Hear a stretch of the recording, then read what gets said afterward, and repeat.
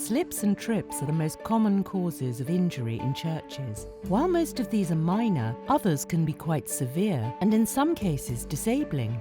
Slip and trip hazards are not only present inside the church itself, but are common outside it too, in church halls, churchyards and car parks.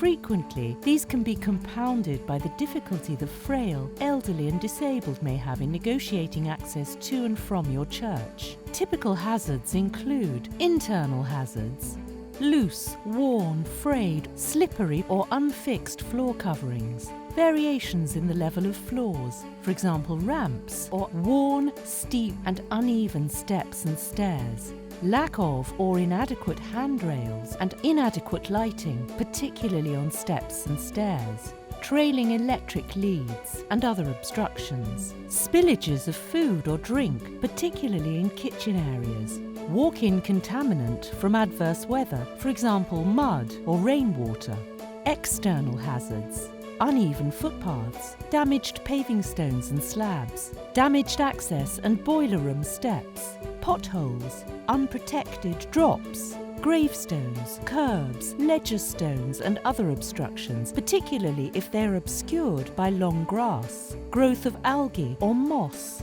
accumulations of wet leaves or loose materials, inadequate lighting, particularly on steps and stairs, adverse weather making footpaths, steps, etc. unsafe.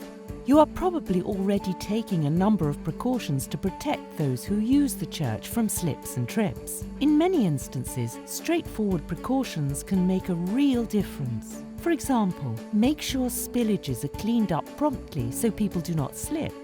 In some situations, you may need to carry out a thorough inspection of your church, making a note of any slip or trip hazards you identify. Complete risk assessments if you are an employer to identify the precautions you need to take. Provide information and training for any employees and volunteers on what they need to do.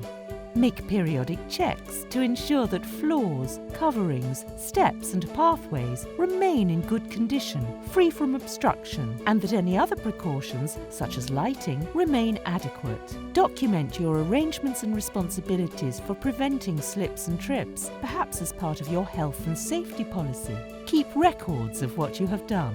More detailed information on the prevention of slips and trips is available on our website.